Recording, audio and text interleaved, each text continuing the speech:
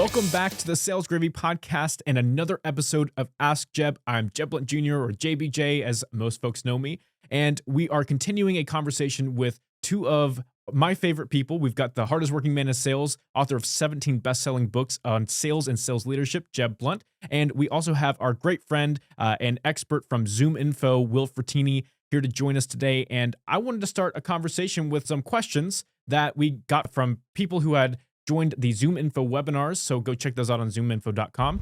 I want to talk about AI. Will, I know that you were talking to me earlier in the day about how people are looking for the most practical ways to step into AI. There's so much happening every single day. Every 24 hours is a whole new environment for AI. Practically speaking, as you have been working with your team over at ZoomInfo to master AI and sales and account management, what platforms are people using? What should salespeople start logging into to help them with their day, every single day, with information, with prospecting, with messaging, with the sales process, all of it? Where do people start? So I can admit this. I was one of the people that was like, I have no idea how my colleagues are building these prompts and getting AI to generate these amazing project results for them. And it took me a minute to kind of realize, wait a minute, like this is actually happening.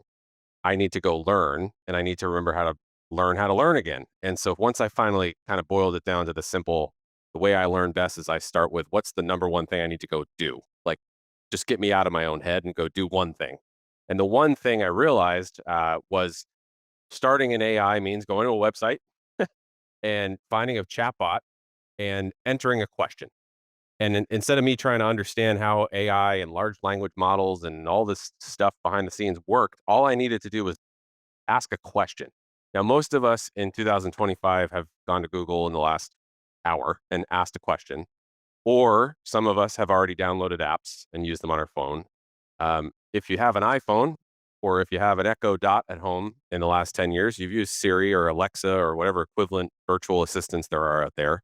That's the number one tactical, practical way to start leveraging AI to more efficiently achieve an outcome that you're trying to achieve. And an example that I used was I used a chatbot, ChatGPT, when I moved and I took pictures of 5 boxes in my basement that were full of kids' toys. They were labeled vaguely because they were in storage for a year. I said, help me, full stop. And it came back to me with, here's the first 20 minutes, you're going to open that box and then you're going to put that stuff on that wall. And then and that was more than I could have tackled in those 5 seconds. I would have probably figured it out, or maybe I would have called my wife and said, I don't know what I'm supposed to do here. Or I would have figured it out, but it would have taken me a while. Probably would have put Hard Knocks on or some show on and, taken me another 20 minutes before I actually opened the first box. ZoomInfo has a phenomenal application that we sell now. It's called ZoomInfo Copilot. It serves the same type of feature where you can ask questions and get answers. It's just calling our database and information across the web. ChatGPT is great. We're great partners with Anthropic, who make Claude.ai. People talk about Perplexity. Google has Gemini. Microsoft has another Copilot. Salesforce has Agentforce. There's so many out there. I bet you if you work at a company in 2025, your company has access to something that they can let you try. And that would be where I would start. And once you get access to it, the very next question is, what do I do? Just ask it a question. And when people ask me, what question should I ask? I always say, what's the question that you want to ask someone who you think is an expert in AI? Just type it in and click enter and see what happens. And I won't spoil the ending of what happens when you start to interact with it, but that's what's allowed me to learn. That's what's allowed me to take steps. JBJ and I were talking about building agents and GPTs. Again, a month ago, I had no idea what I even just said right now. I wouldn't have understood it. But start with, I know how to ask Siri, how do I get to this address? Or I know how to ask Alexa to turn the music up. Or I know how to type into Google, how old are dinosaurs? Or those types of things are literal human conditions that we all have. Just find an application that you have access to and type it in. We're happy to help our customers look at ZoomInfo Copilot. They're very happy to have that because they're able to actually get the ZoomInfo data that they pay for as well. But it's been a really fun, kind of strangely fast and innovative conversation to have with a lot of people that boils down to very simple behaviors that we're all already used to.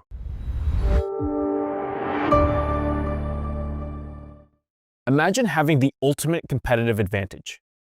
Imagine every piece of your content attracting ideal clients to you, not chasing them down. That's not a dream. It's what's possible with the right strategy.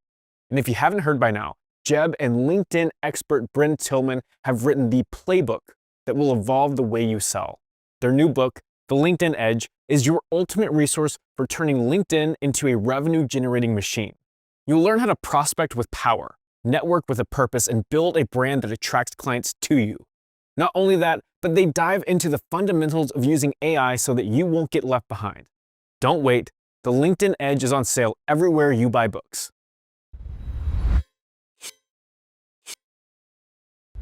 Jeb, there's a question here that piggybacks off of that, and it's from Tom Cleveland, and he says, Jeb, what is the first question I should ask AI?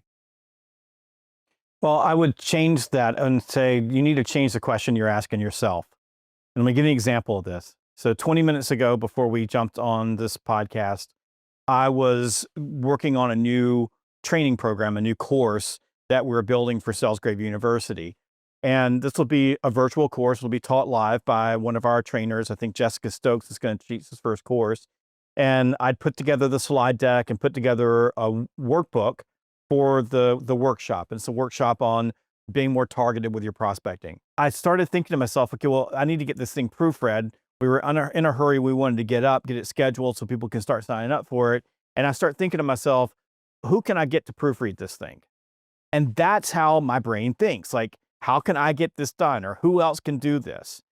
And we were under a time crunch. I'm slowly training myself to do this. Instead of asking, how can I do it? I start asking, how can AI do it? And I thought to myself, this should be pretty easy. So I opened up AI, I uploaded the slide deck, and I said, hey, could you proofread this for me? 15 seconds later, returned a document that wasn't usable because it told me where all the typos were, but it didn't tell me what slides they were on. So that was just going to slow me down. So I changed the question. Could you give me all the typos on a slide-by-slide basis, one slide at a time? 10 seconds later, boom, I had it. And I was able to go through and I was able to fix it. And I was able to do that. And I mean, it took me 7 minutes to fix the whole thing. Then I did the same prompt with the workbook. We're thinking like, what's the question I should ask AI? Will's right. What question would you ask the expert? I mean, what would you want to know? The bigger issue is every day I've got to do things in my world that are tasks. Proofreading a deck takes time. If I did it myself, it'd probably take me 45 minutes to go through the whole thing and read it all, and I still miss things. So rather than asking, what should I ask AI, start changing the question you're asking yourself. How can AI do this? And the next question, by the way, if AI can't do it, how can someone else do it that's not me so I can go focus on something bigger than doing this?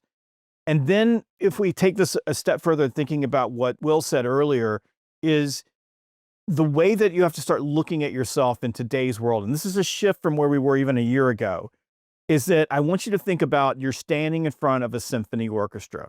There's violins playing, there's cellos, there's brass instruments. If there's brass instruments, there's somebody playing a xylophone or whatever they do in a symphony. I'm not really into classical music, but imagine that yourself, you're there. And you've got the baton in your hand, you're wearing a tuxedo, and you're conducting the symphony. So Will was talking about agents. I heard you talk about agents. We're looking at, all these different agents out there. But if you think about the apex predator humans of the future in sales, you're the conductor. You have all these AIs around you that do all kinds of different things. Will mentioned Claude. I love Claude. I use Claude all the time. Claude and I are good friends. Claude doesn't work for everything. So sometimes I got to go to Gemini. Sometimes I got to go to Copilot on Zoom Info. Sometimes I got to go to ChatGPT. Sometimes I got to go to GPTs that I've built myself. We won't get into that. That takes a little bit more time. But I got to start thinking to myself as I'm a conductor and I have all of these AI around me. And these AI that are around me are going to make me hyper productive. They're going to turn me into a superhuman because I know how to conduct them. But I've got to use my brain and I've got to think about what I want. And I've got to be able to tell them and iterate and work with them like I would a group of employees to get the output that I need eventually. If you start visualizing yourself that way, it gets a little bit easier to kind of step into what AI is going to be. And Will's advice earlier was right on. Start with one instrument. Just pick one and pick one problem you're having and then go try to fix it. And by the way, you may find that AI takes longer to fix that than you could yourself, or AI is not the right application for that particular issue. Go do it over here. But you may find that You know, and I may find this, I'm never going back to having a human being edit my material again, because like what it did for me was amazing, going through and fixing all the typos. But you'll find over time that if you have your AI doing stuff like that, maybe you got to send it through 2 or 3 at a time, because sometimes it doesn't catch everything. You'll start getting wise and smart about how to use it, but you got to start with something. The question you want to ask yourself is not how I can do this, how can AI do this?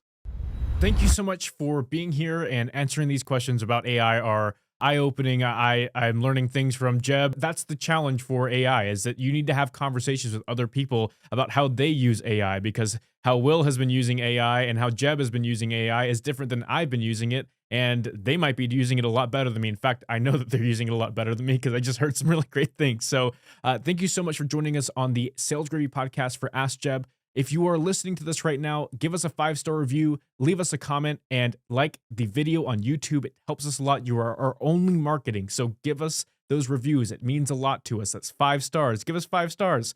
I really appreciate y'all being here on the Sales Gravy podcast, and we'll catch you next time.